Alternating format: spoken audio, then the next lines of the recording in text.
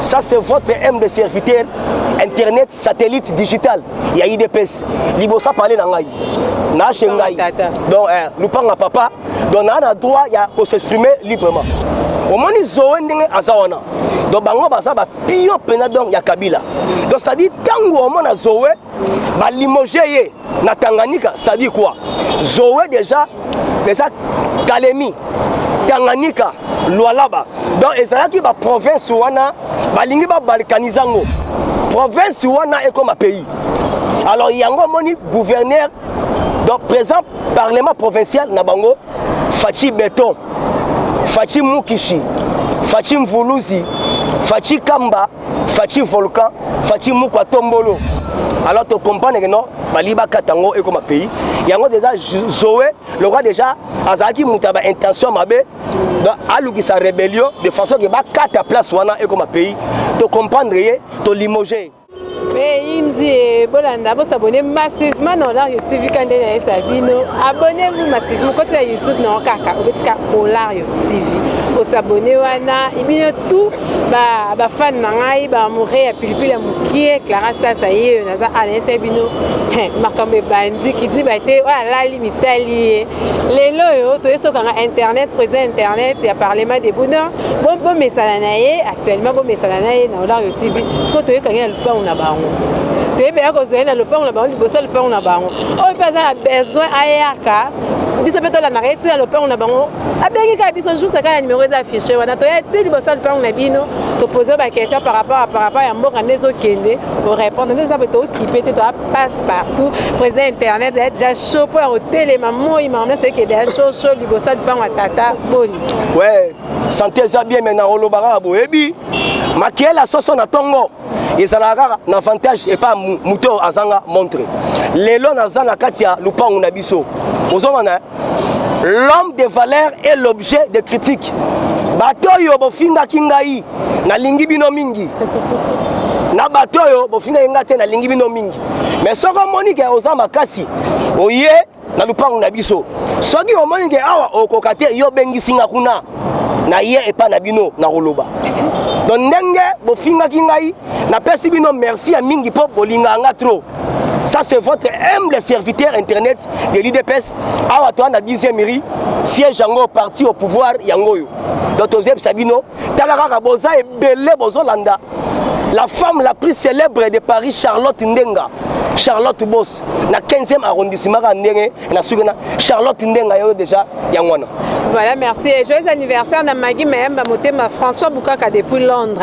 Président Internet Parlement de Zoé Kabila. Balongoli na Parlement il y a provincial à Tanganyika. Au lobby.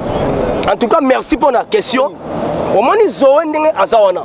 Donc bango basa ba pion pena donc ya Kabila. Donc c'est-à-dire tango au moment Zoé ba limogé na Tanganyika, c'est-à-dire quoi?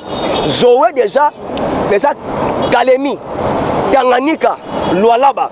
Donc et ça qui ba province wana ba lingi ba balkanizango. On ressentir ça ba province moko et ont développé makasi. Et loko Kabila, Hippolyte Alongwa ki awa akendaki kuna. Donc c'était quoi? D'abord akamata province wana ba comme sango pays.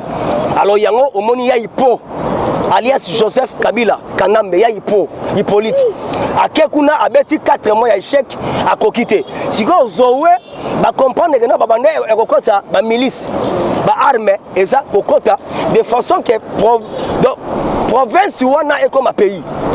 Alors yango moni gouverneur donc présent parlement provincial na bango Fachi Beton, Fachi Mukishi, Fachi Mvuluzi, Fachi Kamba, Fachi Volcan, Fachi Mukwatombolo. Mouton olobaki Mukishi ezanini. Et nous Mukishi veut dire aza fantôme à pouvoir. Avant d'ana anganzami. Donc mukonza bandokime ya pouvoir. Mukwatombolo. Il y a zali supérieur, il y a ba supérieur. Olandi. Et ça c'est que dans un chiluba. Comme ça bateau boza pour critiquer. Na lingi bino trop pour critiquer les sous. Pour bolinga mingi. Alors na zebisa yo tango to solo lina gouverneur. Donc, enfin, présent parlement provincial, a beteli mukonza mboka ba réalité o ezo le kakuna.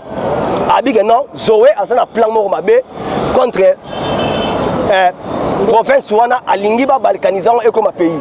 donc yango omoni Tanganyika Lualaba surtout et pas Richard Mouyej ils ont développé na niveau moko ya kosakana te alors tu comprends que non baliba katango et comme pays yango déjà Zoé le roi déjà azaki mutaba intention mabe donc aluki sa rébellion de façon que ba kata place wana et comme pays tu comprendre to limoger donc na minto a arrêter puis Zoé boma batebele Zoé ngana ye aboma roulage moko na ba 12 heures awa na baramoto awa pour la ligne embouteillage.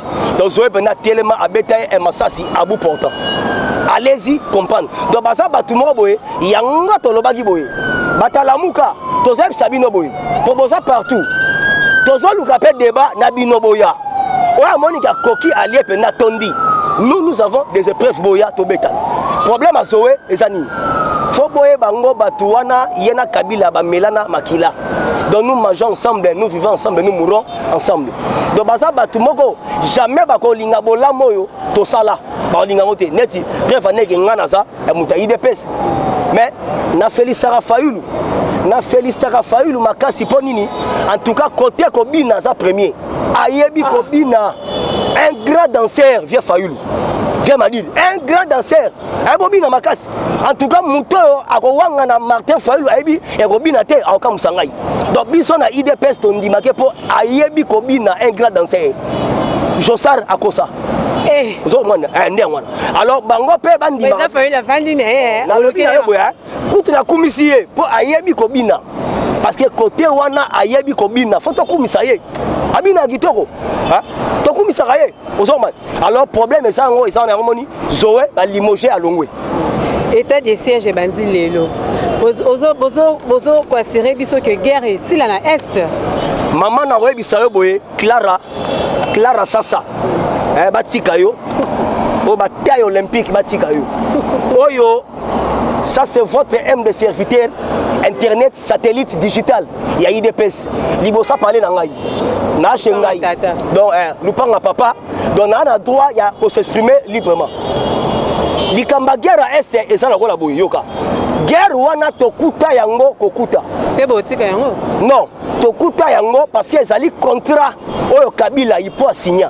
Donc ezali signature de ce Kabila avec les mafieux. Guerre wana banda sera Mobutu te. Non, guerre wana c'est-à-dire tango Mobutu aza kokende.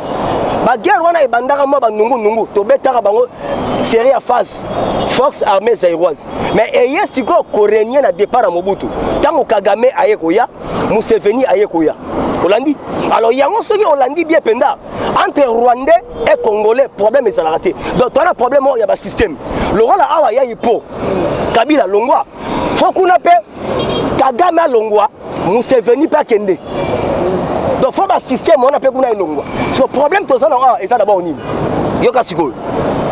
Guerre à est tant Fachi béton. Hein? Président Union africaine. Dara mutu auto ça la kalaté na Champs-Élysées. Soko wangani sala mukili na yo. Batalamuka oyo boso tala ngai. Merci na ndenge boso critiquer ngapo bolinga nga mingi merci. Na web sabino boy. Guerre à est to comprendre donc non. Eza nyoka moko aza mulai. Siko nyoka ngo bazo katekaka na mukila. Bazo katekaka na mukila. Siko tangu Fachi Beto tellement présent Union africaine aza grand boliste. A comprendre habiter guerre yo le wala nyoka aleki mulai. Soki tozo continuer ko katekaka na mukila. Guerre est aussi la tête. Faut to kata nyoka turo na mutu. Donc hémorragie donc to kata na mutu. Yango bomoni depuis que le Congo est Congo. Na est kuna chef de riz militaire, chef du quartier militaire, vice-gouverneur militaire, gouverneur de la ville militaire. Na lobby na yo na zoya malembe. Oebige Kabila akanisaki soki abomi ba généraux belé ya Congo a revider bango nyoso. O ketango mwana mboka Jean-Pierre Bemba akei ko luka e mokonza mboka Fachi Béton, Fachi Volcan. Hein? Ozoma Fachi Mukishi. Tango akeko luka ye. Ba solo ni na mwana mboka Bemba Kombo. Atuni ye. Abiyo ozalaka na 2006 bozo bunda yo na Kabila na basoda. est-ce que ba général o babandaki ekobundelo basila Jean-Pierre Bemba habité président basila te bazali Kabila nde akanisa aboma bango nyonso même sous bazali président tunier abinazo luka mwana mboka moko ya oyo abundaka makasi Jean-Pierre Bemba lobi alonga azali ye bazalaki mbunza mabe na alonga na moko so alonga azalaki supérieur na bango so Kabila babomaka mbunza mabe donc Kagame parce que liwa ya mbunza mabe euta na Kabila na Kagame parce que abetaki e barwande so babosangi alonga boni yango so alonga Jean-Pierre Bemba mutamemaki ko mwana batie sikoyo donc boye bango lo wala batie mungala boyoka bagara donc Kagame asimbi donc tant que batie alonga Kagame aleli parce que Kagame pour vivre bien et sengeli RDC to ça na désordre na est so Kagame a comprendre que non batie les guerriers parce que guerrier wana so ba salaire donc quand atina Kigali tala mungala parce que na RDC bangala mutu basimbi armée ba Congo côté administration baluba nde baza ba patriote ozoman nde ngwana yango siko moni bakamatika ba école wana batinda kuna bazi tous les généraux oya kuna bazo si bango comme ça oh siko parce que état de siège et bandi lelo oui tala bo s'abonner massivement politique et comme elengi et puis debi sarabino musique et c'est koufa musique est là ozoman musique est là parce que dernière version fali abetara ba mindele ba loba yango muteluki ça ba maladie mais ba kosela mutnabiso makambo politique tozwa relève makambo tout donc ba Bercy ba makambo tout et comment ana siège IDPS yango tolobaka kuanga to tikela bateke fufu to tikela baluba politique to tikela ngo union pour la démocratie et le progrès social l'IDPS en sigle l'IDPS a été créé premièrement pour défendre les intérêts du peuple et combattre tous les antivaleurs et instaurer un état de droit. Même si on bâtit à Longa dans un bisayo, lobby Israël a tindaki 30 avions de chasse. Dans la guerre wanako, la lobby n'a eu président Félix à lobby, soit qui 30 jours et coquille guerre wana silité comme et l'homme sous. Donc c'est-à-dire donc tu comprends que non, nyoka fallait que tu banda kokate na mutu. Tu to kati mutu. Olandi, il y a un monde Kabila na kingakata simbi mutu. Parce que tu comprends d'origine ya guerre. Donc tu comprends le sens guerre et zouta. So maintenant faut te mettre en fait. Et puis 30 jours en attendant. Olandi, dans ce bisayo, Israël a tenu 30 avions de chasse. Angola ba kitaki lobby da soir. Kenya déjà basakuna Égypte. FARDC basakuna do ba Chiko Chitambo mutu e basakuna. Donc na est soki ba monyoka otamba ba bengio. Babimisi appareil babani mamo e ko checker. Soki ozala munduki e koyeba. Na est e comme chaque jour porte par porte. Batala na lupango porte par porte. Donc recensement des gens et ces bandits. Déjà ba bandits kolela donc ba comprendre que sikoyo makambena e bandit. Mamu mabandi. Yango moni tolobaki boy. Guerre oyo to kuti yango mais IDPS to aussi lisango d'ailleurs vie sociale kalate et bongi déjà et puis dollar réseau kita kalate. Nikamba dollar on to kana na te bana ba zo kita. Et kita elonga ka 200 francs mais ezongi sous na 20. Déjà ba bandi ko kanga ba opérateur économie ou bien petites moyennes entreprises. Ba remarquer ba chinois, bendien, ba nigérien.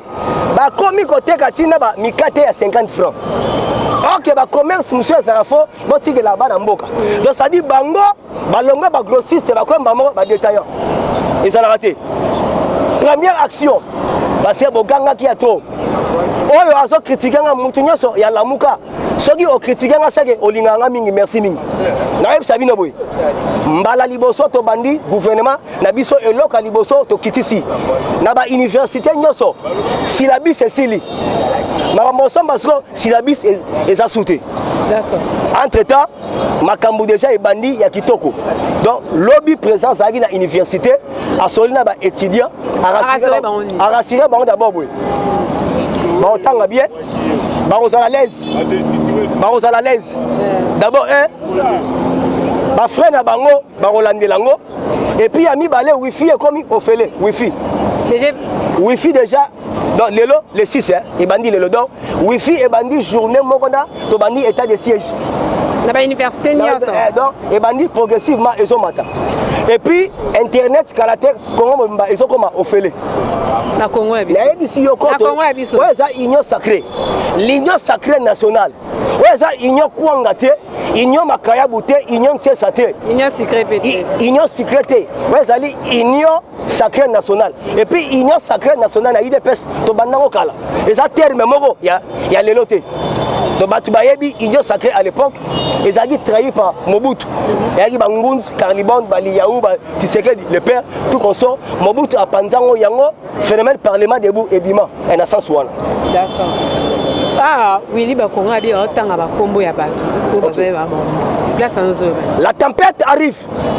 La tempête arrive. Pourquoi Internet de l'IDPS a dit non? La tempête arrive. Kalate Bozoka, Bazobenga donation Cholé, la justice. Kalate Bozoka, Fridolé Ambongo. Parce que Willy Bakonga alobaki akotanga bakombo. Alobi akotanga bakomba bato babandaki koya kokende kozwa mbongo na bureau. Et puis tebi sabino ke batalamuka. Batalamuka to mona bino. Oh prince Penge. Azo condamné ba évêque. Pona mbongo et utaka na Dubai eya. Et Penge alobi boy. Cop wana ezaki cop na biso lamuka. Ndeni ni ba évêque. Bozi masolo na biso. Dans lamuka ba sona na basango poni. Ba weleli mbongo ya Dubai. OK mbongo wana ezanini. Faut ba tchaka biso mal à l'aise. Donc déranger président Félix pour qu'on diriger Congo te pour tout le échec lobby. Yamani mboa simboa. Yamani lamuka ba ebisi ba évêque te wana za cop na biso ya binoté. Yango moni pendant tout ce temps batu basali que gratuité ya scolarité et simbate les évêques. Cholé Ambongo. Donc aussi batu wana tout a complicité na ya Willy. Viens Willema. Viens Willema. Vieux Willema pas le binga pe na otanga e ba komona ba. Na gisasa soko yoki mutu bazo benge vieux Willema. O modogo, o vieux Wemba, keba beskiver. Vieux Willema pas le binga pe na otanga e ba komona bango tout. Ndiana. Et puis Kalate matata mponyo en justice. Kalate matata mponyo. D'abord mais il problème de matata mponyo eza dire parce que 400 millions de dollars américains mbongo bati banque mondiale a tika pona ba locomotive ya SNCF Alia. Deuxième dossier à Zanango, Alia 50 millions de dollars américains mbongo fibre optique. Mbongo et bima la trésor public. Troisième dossier à Rosambarango et Zanine. Alia 148 millions de dollars américains mbongo ya Bukangalonji. Tala. D'autant que non, le terrain municipal il y a Bandal. Oh et si la té, matata mponi. Les lois et comment Bandal sont ok na butuboé. Stade wana et si la té et comment ndaka bachel. Bachel oh bakuzu ko na butu. Voilà ça raison. Soro ok na tongo betala ba capote. Na terrain. Mbongo matata mpona li. So tala désastre bato batiki.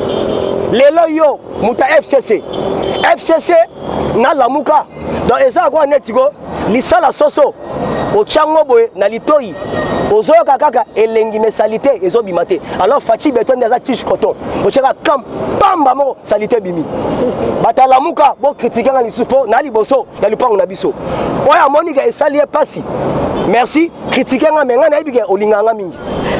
Voilà, président internet parlement debout comme vraiment la souka message ya souka no pesa o net olingaro le banga poser question te olingaro le ba o le banga ah le to lundi président internet na le pa wa tata na bango ye besoin na poser to ya liboso le pa on le bino benga biso ka juste numéro eza na ba écran na bino to koya wana to sa no émission wana tozo ba musique et c'est kufakala parce que ba diaspora pe bolembi déjà poto ozo man bo comme na posa lobby bozo nga po boya ko investir ah d'abord faut liste et d'abord la politique. Tala, na zeb sabino boy. Finanga lelo pour lobby kalate o lingangai. Parce que souci no ezali Congo e bongapo ozonga. Mais bon di marabiso batu tozo bunda pesa ba projet ezali. Ndimela ngai ozo mane na zeb sabino boy. Malamu to kufa na biso nzala ke to mona représente Fachi Beton azawana. Ke to mona Rwandais. Recensement kalate ezo banda déjà.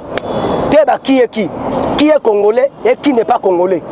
Yango moni Kagame aleli parce que ba soldats rwandais ñoso baza infiltré na FARDC. To refese bango. donc batindi délégation il y a des vrais Congolais, des généraux Congolais. D'abord recensement, d'abord et banana police. Recensement et banana FARDC. Toye on a ba inspection générale ba ANER.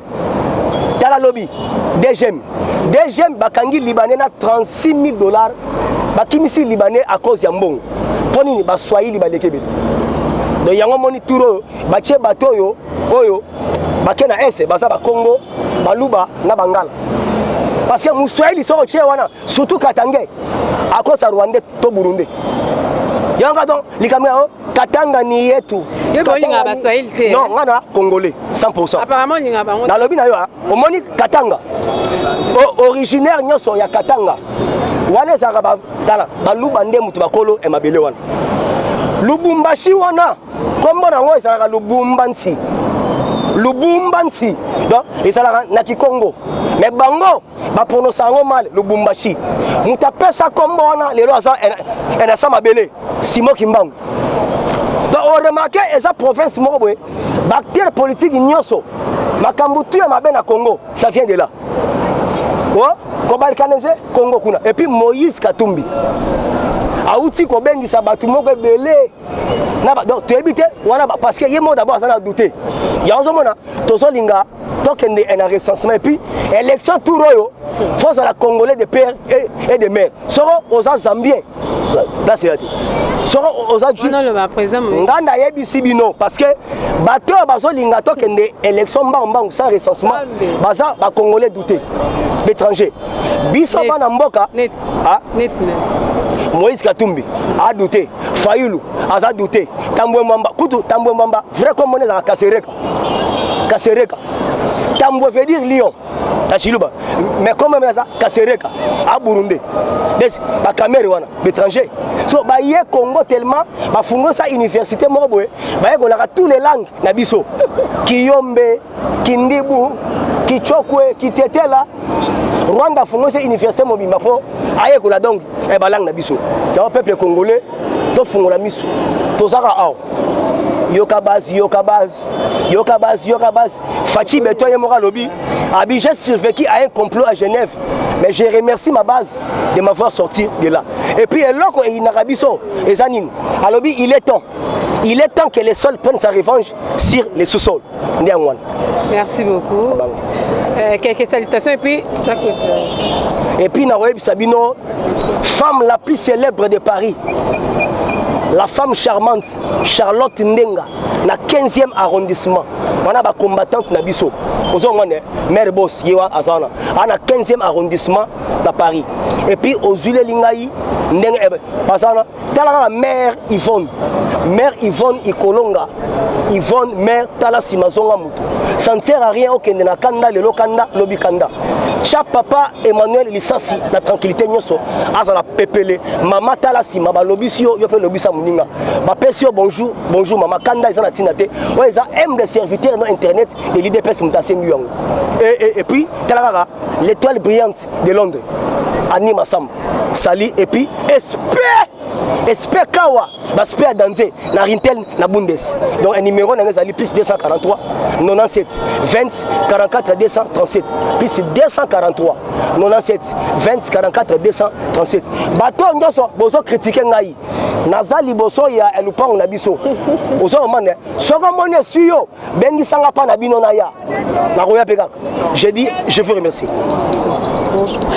Vous s'abonnez massivement dans l'Ario TV. Quand vous avez Sabino, toujours à votre Kalawana dans l'Ario TV. Pour éviter Bomoni, président Internet, parlez-moi debout. Et quand il y a le pan ou il y a Tata là-bas. Ce qui est posé à Bezapetoya, il y a le sol pan ou il y a le place qui est aux Alara. Au Benga numéro Ezawana, au coup d'un appui, puis la mouquet, Clara Salami, c'est la presse congolaise. Pour vous allez jamais être déçu. Toroya Mabino et vous s'abonnez, votre Kala toujours. Ah, dans l'Ario TV. Le programme Nabiso et ça, le programme et un grand merci à l'homme des étoiles Gogo Tondele dans 2 jours à Botama à l'homme des étoiles dans 2 jours à Botama et un grand merci aussi à Belle de Pimbo moi ça permet depuis Londres pourquoi pas Maggie Mayamba joyeux anniversaire à toi Maggie Mayamba Moutema François Boukaka et un grand merci à l'ingénieur Ngala 9 Lumière l'ingénieur Starlin Lima et papa Kema Achar derrière la prise des vies. Merci.